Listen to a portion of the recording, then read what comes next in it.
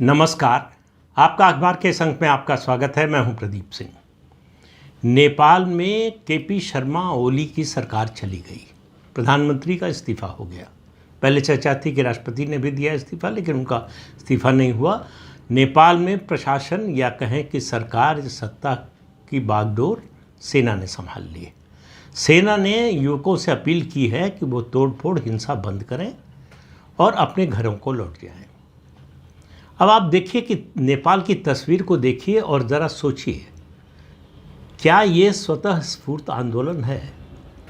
इसका जवाब हाँ में देने के लिए आपको बड़ी मशक्क़त करनी पड़ेगी, शायद फिर भी सफल ना हो। जो युवकों की मांग है, जेन ज़ी जिनको कहा जा रहा है, भ्रष्टाचार, महंगाई, भाई भतीजावाद, बेरोज़गारी, रोज़गार के अवसर की कमी, रोज़गार के लिए बाहर जाना, नेताओं का भ्रष्टाचार और उनके परिवार के लोगों की अय्याशी, ये सब मुद्दे सही हैं। इनमें से किसी मुद्दे को आप गलत नहीं ठहरा सकते। लेकिन क्या ये जस्टिफाई करता है जो हुआ है? देखिए, इस तरह के आंदोलन के लिए बड़े पैमाने पर पैसे की ज़रूरत होती है, संगठन की ज़रूरत होती है। और ज़रा मांग देखिए इन आंदोलनकारियों की। क्या मांग? ये सरकार ही है कहना तो शायद ठीक नहीं होगा, थी कि सरकार बदली जाए, यानी केपी ओली शर्मा की जो सरकार है वो इस्तीफा दे, सत्ता से बाहर जाए, एक अंतरिम सरकार बने, अंतरिम सरकार के तहत चुनाव सुधार हो, संविधान में संशोधन हो और अंतरिम सरकार चुनाव करवाए, निष्पक्ष और स्वतंत्र। ये बात सुनने में तो बड़ी ठीक लगती है, लेकिन थोड़ा सा अपनी याददाश्त पर जोर डालिए। ठीक इसी तरह की मांग बांग्लादेश में थी, यही मांग कर रहे थे, वहाँ भी छात्र आंदोलन कर रहे थे। ये एक टेम्पलेट है जो पिछले 15 साल से चलाई जा रही है। मैंने पहले भी एक वीडियो में कहा था कि मामला ट्यूनीशिया से शुरू हुआ था। वैसे तो रिजीम चेंज के सैकड़ों उदाहरण आपको मिल जाएंगे, लेकिन अभी हाल की बात करें, ट्यूनीशिया में क्या घटना क्या हुई थी? एक रेहड़ी पटरी के दुकानदार ने कहा सरकार के लोग मुझे बहुत परेशान कर रहे हैं, इसलिए आत्मदाह कर लिया। वहाँ से आंदोलन शुरू हो गया और उसके बाद वो बढ़ते बढ़ते जो है आप जॉर्डन, लीबिया और कहाँ कहाँ आया, हर जगह रिजीम चेंज हुई, सरकार बदली गई, सत्ता बदली गई। अपने पड़ोस में आए तो श्रीलंका में यही दृश्य देखने को मिला, उसके बाद बांग्लादेश, यही सब कुछ हुआ और अब नेपाल में हो रहा है। तो ये क्या आंदोलन स्वतः स्फूर्त है? अब ज़रा नेपाल की ही बात कर लें। नेपाल में केपी शर्मा ओली की सरकार के खिलाफ नाराज़गी थी, ये बात समझ में आ सकती है। आंदोलनकारी चाहते थे कि ये सरकार जाए, ये भी डेमोक्रेसी में बड़ी जायज़ मांग है, इसमें कोई बुराई नहीं है। सरकार ने इस्तीफा दे दिया तो मामला ख़त्म हो जाना चाहिए था। सरकार ने जो प्रतिबंध लगाए थे सोशल मीडिया पर वो वापस ले लिए थे, वो एक मुद्दा था, तो वो ख़त्म हो जाना चाहिए था। लेकिन अगर आप अपने देश की संसद को जला रहे हैं, सुप्रीम कोर्ट को जला रहे हैं, और याद रखिए जो भ्रष्टाचार की बात कर रहे हैं, देश में गरीबी और बेरोज़गारी की बात कर रहे हैं, ये सारे भवन, ये संपत्तियां नेपाल के लोगों के पसीने की कमाई से बनी हैं। ये किसी विदेशी ने नहीं बनवाया है और कोई नेता जो है उसने गिफ्ट में नहीं दिया था। और इनको फिर से बनाने में कितना पैसा खर्च होगा, वो पैसा कहाँ से आएगा? नेपाल के लोगों का ही लगेगा। तो आप नुकसान किसका कर रहे हैं? नेपाल को बचाने के नाम पर आप नेपाल के लोगों का ही नुकसान कर रहे हैं। और उसके अलावा अमानवीय कृत्य कि एक पूर्व प्रधानमंत्री की बुजुर्ग पत्नी को उन्हीं के घर में जिंदा जला देना, ये किस तरह का समाज बनाना चाहते हैं आप? किस तरह की व्यवस्था बनाना चाहते हैं? कहा जा रहा है कि ये आंदोलन जो है भ्रष्टाचार के खिलाफ है, भ्रष्टाचार बहुत बढ़ गया था। बिल्कुल, अगर छात्र कह रहे हैं, आंदोलनकारी कह रहे हैं, तो मैं उनकी बात से 100% सहमत होने के लिए तैयार हूँ। लेकिन उन्होंने जो किया, जरा उस पर नज़र डालिए। एक पूर्व डिप्टी पीएम जिनका नाम है रवि लमिछने, जेल में थे। किस लिए? भ्रष्टाचार के आरोप में जेल में थे। जेल तोड़कर आंदोलनकारियों ने उनको छुड़ा लिया, उनके साथ 1,500 और कैदियों को छुड़ा लिया। और ये 1,500 कैदी कोई आज़ादी का आंदोलन लड़ने वाले लोग नहीं थे, स्वतंत्रता संग्राम सेनानी नहीं थे। ये सब किसी न किसी अपराध में जेल में बंद थे और अदालत से सज़ा मिली थी, इसलिए जेल में थे। इनको क्यों छुड़ाया गया? इसके पीछे उद्देश्य क्या हो सकता है? इससे किसका फायदा होने जा रहा है? नेपाल के आम नागरिक का इन भ्रष्टाचारियों को जेल तोड़कर छुड़ाने से क्या फायदा होने वाला है? उनको इससे क्या मिलने वाला है? उनके लिए कैसे परिस्थिति बदलने वाली है? और अब आप इससे आगे की ज़रा बात देखिए कि अब सत्ता में कौन आएगा, सवाल इसका है। नेपाल का संविधान कहता है कि सेना सत्ता नहीं संभाल सकती, तो कोई अंतरिम सरकार आनी पड़ेगी। केपी ओली शर्मा की सरकार चीन समर्थक थी।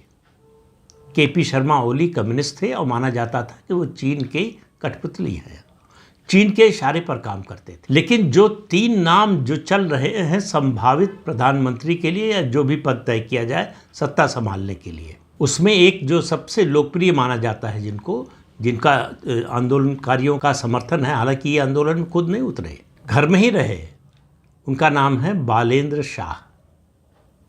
ये काठमांडू के मेयर हैं। उनके यहाँ उनके दफ्तर में आप जाएंगे, दीवार पे आपको एक अखंड नेपाल का मैप लगा हुआ मिलेगा। उसमें हिमाचल प्रदेश और उत्तराखंड के कई इलाके दिखाए गए हैं कि ये दरअसल नेपाल का हिस्सा है। लिपू लेक से जब चीन के साथ व्यापार अभी शुरू हुआ, चीन से संबंध सुधारने की कोशिश में, तो नेपाल ने ऐतराज़ किया कि ये तो हमारा इलाका है।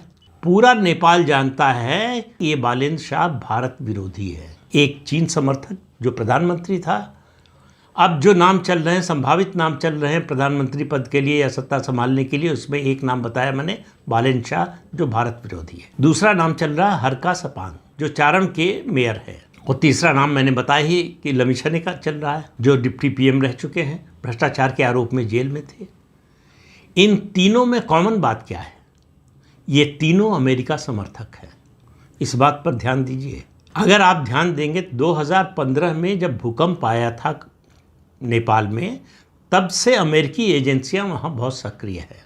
बड़े पैमाने पर अमेरिका फंडिंग कर रहा है, तमाम एनजीओज़ के जरिए और क्रिश्चियन मिशनरीज़ के जरिए।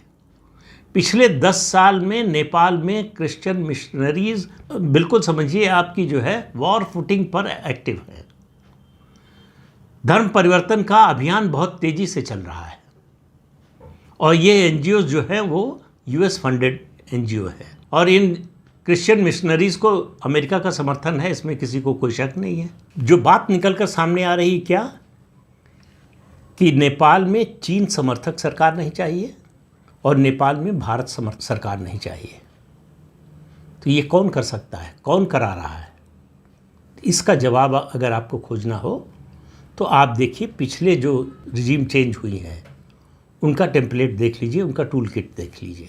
हर जगह पर इसी तरह से युवा शक्ति का इस्तेमाल हुआ है, युवा शक्ति के कंधे पर रखकर बंदूक चलाई गई, चाहे वो श्रीलंका हो, चाहे वो बांग्लादेश हो, चाहे अब नेपाल हो। हर जगह टेम्पलेट वही है, षड्यंत्र वही है, साजिश वही है, तरीका वही है और नतीजा भी वही है, रिजीम चेंज।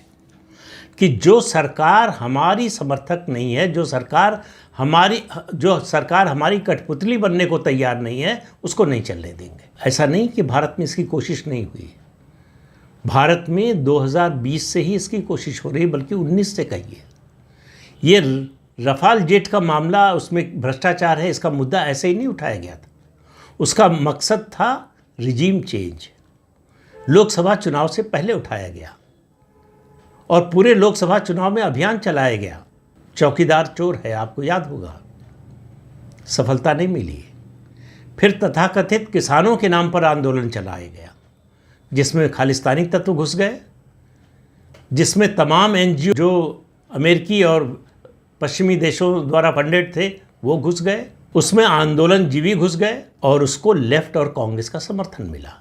तो इस गहरी साजिश को समझिए। फिर उसके बाद सीए को लेकर विरोध जिस तरह का हुआ, जिस तरह की हिंसा हुई, और उसके बाद से सिलसिला लगातार चल रहा है, एक एक मुद्दे, चाहे वो हिंडनबर्ग की रिपोर्ट हो, चाहे पेगासस का मामला हो, और चाहे अब ये वोट अधिकार यात्रा या वोट चोरी का जो अभियान चलाया जा रहा है। इन सब का एक ही मकसद है, रिजीम चेंज। और रिजीम चेंज वो जानते हैं कि जनतांत्रिक तरीके से नहीं कर सकते। तो जनतांत्रिक तरीके से जो जनता ने जनादेश दिया है उसी को संदिग्ध बना दो, इसका अभियान चल रहा है। इसलिए चुनाव आयोग से लेकर जितनी संवैधानिक संस्थाएं हैं सबकी विश्वसनीयता पर सवाल उठाया जा रहा है। तो काठमांडू में, नेपाल में जो कुछ हो रहा है, भारत उससे अछूता नहीं रह सकता। भारत चुपचाप उसको नहीं देख सकता। ये भारत के पड़ोस में अशांति, अराजकता पैदा करने का ये जो सिलसिला है, ये दरअसल भारत की प्रगति को रोकने के लिए है, भारत की तरक्की को रोकने के लिए है, भारत के आर्थिक विकास को रोकने के लिए है। क्योंकि अशांत पड़ोसी के साथ आप विकास नहीं कर सकते हैं। पड़ोस शांत होगा, सहयोगी होगा पड़ोसी, तो आपकी भी तरक्की होगी और आपकी पड़ोसी की भी। इस बात को देर से ही सही, ऐसा लगता है, पता नहीं वो कितनी देर तक चलेगा, चीन ने समझने की कोशिश की है कि हम सीमा पर सेना भेजकर, सीमा पर तनाव पैदा करके सहयोग नहीं ले सकते भारत का। वो भारत का कितना नुकसान करेगा वो उनका आकलन होगा, लेकिन उनका कितना नुकसान होगा ये उनको समझ में आ गया है। इसलिए चीन ने ये संकेत दिया है कि वो उस नीति को बदलने के लिए तैयार है। बदलेंगे कि नहीं पता नहीं, लेकिन ये मत मानिए कि ये लॉन्ग टर्म की पॉलिसी चीन की होने वाली है। निश्चित रूप से भारत के विरोध में वो काम करेंगे, लेकिन अभी वो इस स्थिति में नहीं है कि भारत को चुनौती दे सके, भारत के विरोध में खुलकर काम कर सके। डोकलाम और जो है गलवान में उन्होंने देख लिया, उसके बाद ऑपरेशन सिंदूर का भी नतीजा देख लिया। चीन का रुख इसीलिए बदला हुआ है। तो नेपाल में जो हुआ है उसके जरिए अमेरिका ने चीन और भारत दोनों पर निशाना साधा है। चीन समर्थक या चीन की कठपुतली सरकार को अपदस्थ कर दिया और भारत विरोधी तत्वों को सत्ता सौंपने की तैयारी है, जो भारत के लिए समस्या पैदा कर सके, नेपाल के लोगों के मन में भारत के खिलाफ भावनाएं भड़का सके। भारत सरकार को इसमें कुछ न कुछ सक्रिय रूप से प्रोएक्टिव रोल अदा करना पड़ेगा। इसको रोकने के लिए एक कदम आगे जाना पड़े तो जाना पड़ेगा, क्योंकि नेपाल बांग्लादेश या श्रीलंका नहीं है। नेपाल ऐसा है जो हमारी हिंदू संस्कृति का एक हिस्सा है। और याद रखिए, इस आंदोलन के दौरान अभी कल ही शायद या आज ही पशुपतिनाथ मंदिर पर भी हमला हुआ है। अब इस पूरे राजनीतिक परिदृश्य में पशुपतिनाथ मंदिर की भूमिका कहाँ से आ गई? उसको क्यों निशाना बनाया गया? तो जो लोग ये आंदोलन चलवा रहे हैं वो इन छात्रों की भावनाओं का इस्तेमाल कर रहे हैं, अपने लोगों को इसमें घुसा रहे हैं। इस हिंसा से इन जेनजी के आंदोलनकारियों का कोई लाभ नहीं होने वाला है। उनको नौकरी के मिलने की जो उम्मीद थी वो भी खत्म हो रही है। बेरोजगारी कम होने की अगर उम्मीद रही हो तो वो भी खत्म हो रही है। देश के विकास की जो उम्मीद रही होगी वो भी कम हो रही है। विकास क्या कहें, विनाश हो रहा है। अपने ही हाथों अपना घर जला रहे हैं और खुश हो रहे हैं कि बहुत बड़ा काम कर रहे हैं। सत्ता परिवर्तन तक, सरकार बदलने तक या नए चुनाव की मांग करने तक आंदोलन को जायज़ ठहराया जा सकता था। और इस आंदोलन को बढ़ाने में ओली सरकार की जो भूमिका है उसने और बड़ी भूमिका निभाई है।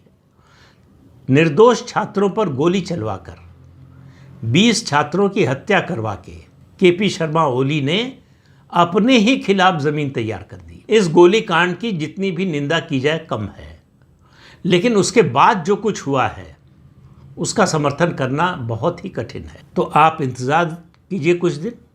नेपाल में जो अंतरिम सरकार बनेगी, बांग्लादेश की तरह ही कोई अमेरिकी पिट्ठू सत्ता में आएगा। जो अमेरिका का पिट्ठू होगा उसकी कठपुतली होगा, जो चीन और भारत दोनों का विरोधी होगा। तो ये जो चीन और भारत की दोस्ती है इसका भी असर है इस पर। जो SCO समिट हुआ है, मैंने पिछले वीडियो में कहा था कि SCO समिट का नतीजा है जहां भारत के प्रधानमंत्री नरेंद्र मोदी और चीन के राष्ट्रपति शी जिनपिंग एक साथ खड़े हुए दिखाई दिए, हंसते मुस्कुराते हुए दिखाई दिए। उनकी जो केमिस्ट्री दिखाई दी वो अमेरिका को पसंद नहीं आई है, अमेरिका के डीप स्टेट को पसंद नहीं आई है। नेपाल में जो कुछ हो रहा है ये छात्रों का स्वतः स्फूर्त आंदोलन है। ये अगर कोई भी मानता है तो उससे बड़ी नासमझी की बात नहीं हो सकती है। इसके पीछे एक गहरा और बड़ा षड्यंत्र है और अभी से भारत में ऐसे नेता हैं जो कहने लगे हैं कि ये भारत में भी हो सकता है। बांग्लादेश में हुआ था तब भी कुछ नेताओं ने कहा था कि भारत में भी होना चाहिए, और उसकी तैयारी तो इस देश की कई विपक्षी पार्टियां और उनके नेता 11 साल से कर रहे हैं। हर मौका तलाशते हैं, मौका न मिले तो अवसर बनाने की कोशिश करते हैं, सही मुद्दा न मिले तो झूठा मुद्दा खड़ा करने की कोशिश करते हैं। उनकी कोशिश रुकने वाली नहीं है। लेकिन भारत का आम नागरिक जितना समझदार है, मुझे लगता है दुनिया में कम ही देश ऐसे होंगे जहां इतनी राजनीतिक परिपक्वता एक आम आदमी, एक अनपढ़ आदमी, कम पढ़े लिखे आदमी में हो। वो समझता है देश का फायदा किस में है, नुकसान किस में। और भारत ये जो चारों तरफ जो है अशांति का द्वीप है, उसके बीच में भारत एक शांति का द्वीप बना हुआ है। इसी कारण केवल एक कारण है, वो है नेशनल लीडरशिप। अगर नरेंद्र मोदी की जगह प्रधानमंत्री होता कोई, तो शायद भारत में भी इस तरह के हालात पैदा हो गए होते, और ऐसा करने की कोशिश लगातार चल रही है, और ये कोशिशें आने वाले समय में बढ़ने वाली हैं। इसलिए सावधान और सचेत रहने की ज़रूरत है।